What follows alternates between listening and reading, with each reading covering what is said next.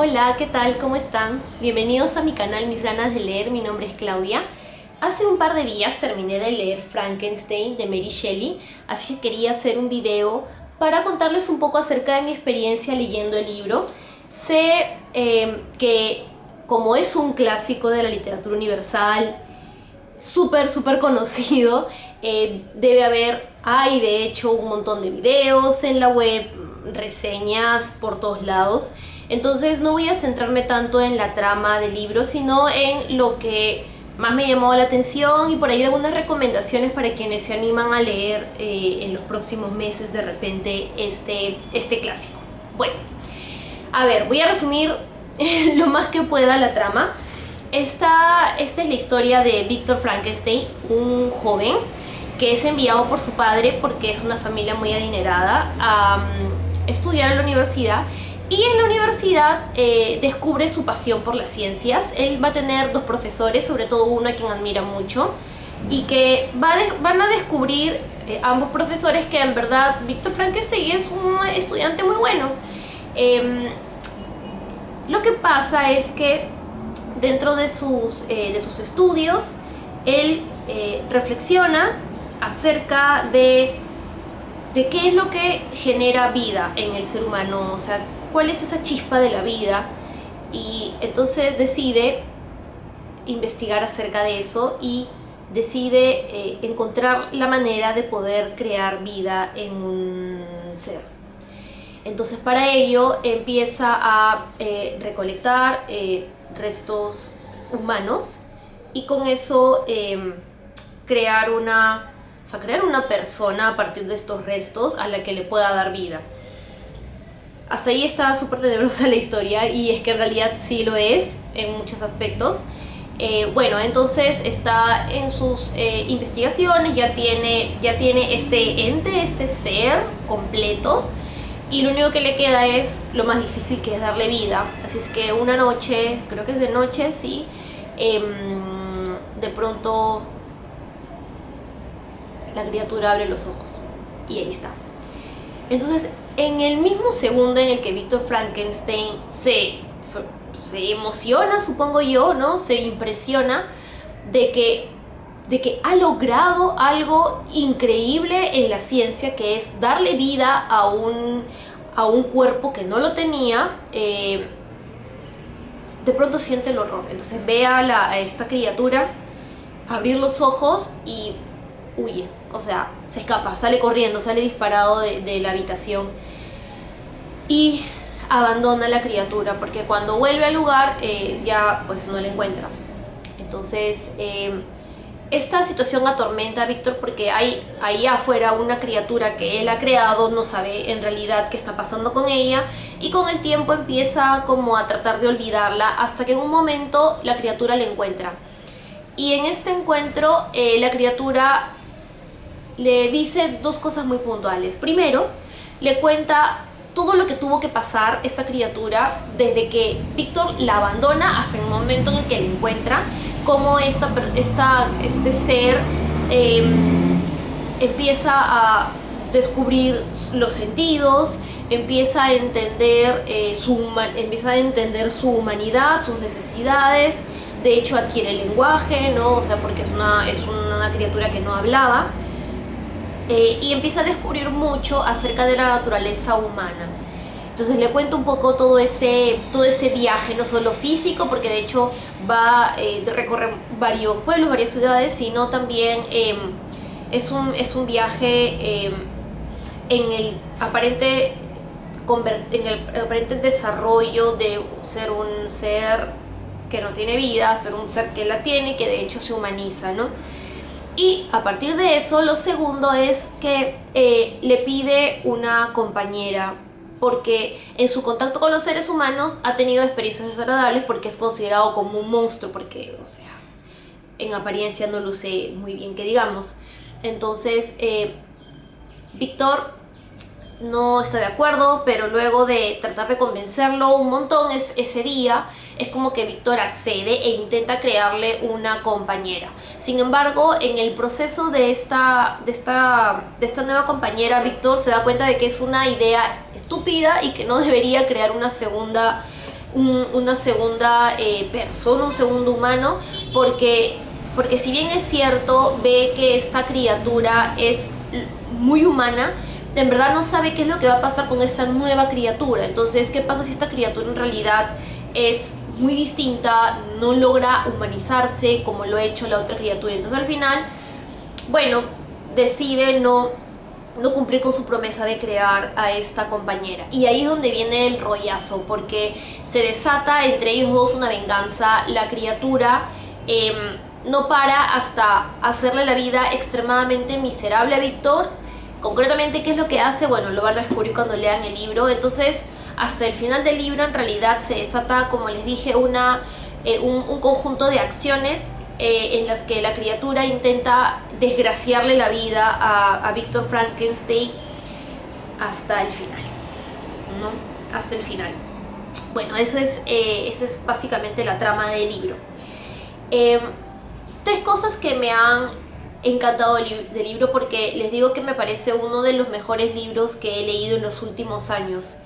Y quiero comentarles justamente más que nada sobre esto.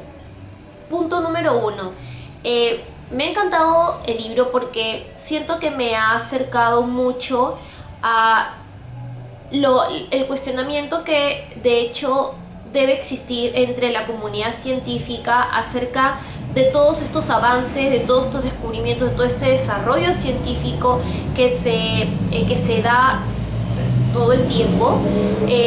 Y qué compleja debe ser la labor justamente de los científicos, porque si bien es cierto, ellos tratan siempre de mejorar la humanidad y hacer que nuestra calidad de vida sea cada vez mejor, es muy delgada la línea entre traer a la humanidad un avance tecnológico, darnos a la humanidad algo bueno, y también traernos destrucción, traernos caos, o traernos algo que nos va a deshumanizar de alguna manera. Entonces, me pareció increíble cómo el libro logra cuestionarte un poco acerca de eso, ¿no? Acerca de los peligros de la ciencia, que finalmente la ciencia es...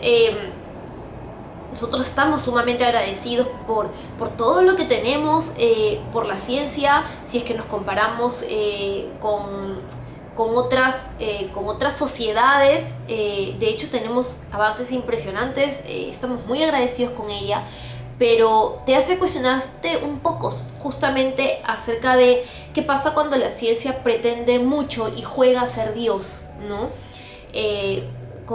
Dentro de lo que se puede considerar la idea que tú y yo podemos tener acerca de Dios, ¿no? Entonces, cuando jugamos de repente con la propia naturaleza humana, ¿no? Con lo que realmente todavía no logramos entender, como por ejemplo darle vida a un cuerpo, un objeto que no la tiene, a un objeto inanimado. Entonces, eso me gustó por un lado.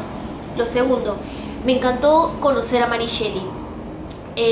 Yo solamente he leído este libro de esta autora, pero creo que es más que suficiente para poder darme cuenta que es una escritora espectacular, espectacular.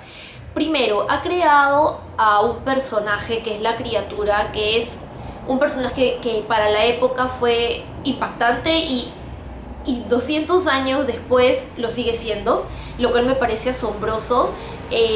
O sea, qué tal creatividad, qué tal imaginación de esta autora, pero no todo queda solo en la trama que ha construido, sino en el estilo.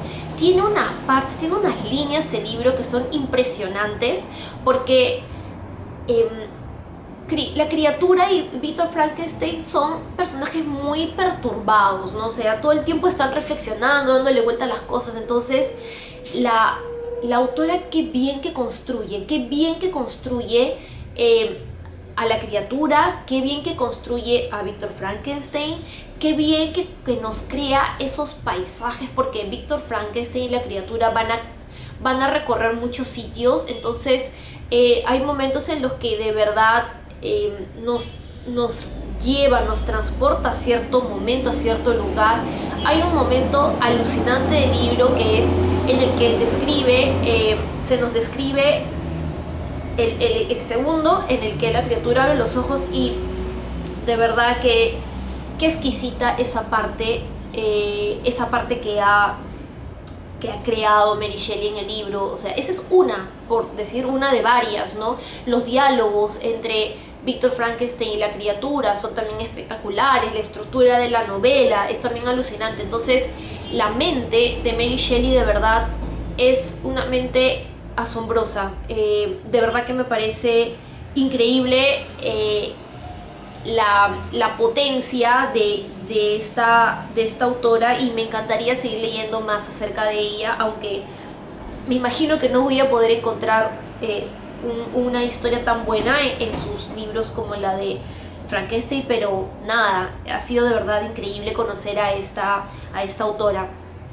Y lo tercero que me ha gustado del libro es que inevitablemente terminas como dividido en muchas partes del libro, porque tú tienes que elegir un equipo, o ser team Víctor Frankenstein o team la criatura, porque todo el tiempo la autora intenta como dividirnos, o sea, darnos razones para entender o para ser empáticos con la criatura, pero también darnos razones para ser empáticos con Víctor Frankenstein. Y entonces todo el tiempo estás como leyendo, pero también reflexionando un montón y pensando, también evaluando un poco también la ética que tú tienes, ¿no? Entonces eso me encantó, porque es un libro altamente reflexivo, es un libro que de verdad te invita a pensar en cosas que tal vez nunca has pensado, bueno, al menos yo nunca había pensado. Entonces eso de verdad me encantó del libro. Repito, es un libro que te hace pensar inevitablemente un montón, o sea, tienes que leerlo dispuesto realmente a reflexionar. O sea, no es un libro que te puedes leer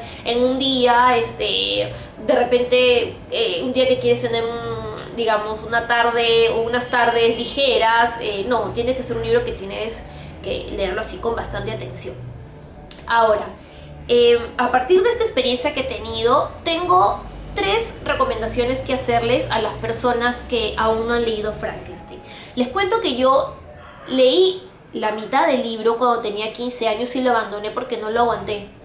Y lo que yo hacía mientras leía esta vez el libro es reflexionar mucho acerca de la razón por la que yo abandoné el libro, y por eso, ¿qué recomendaría a las personas que intentan leerlo o que no han tenido una buena experiencia con el libro y poder intentar otra vez engancharse esta vez hasta el final con el libro?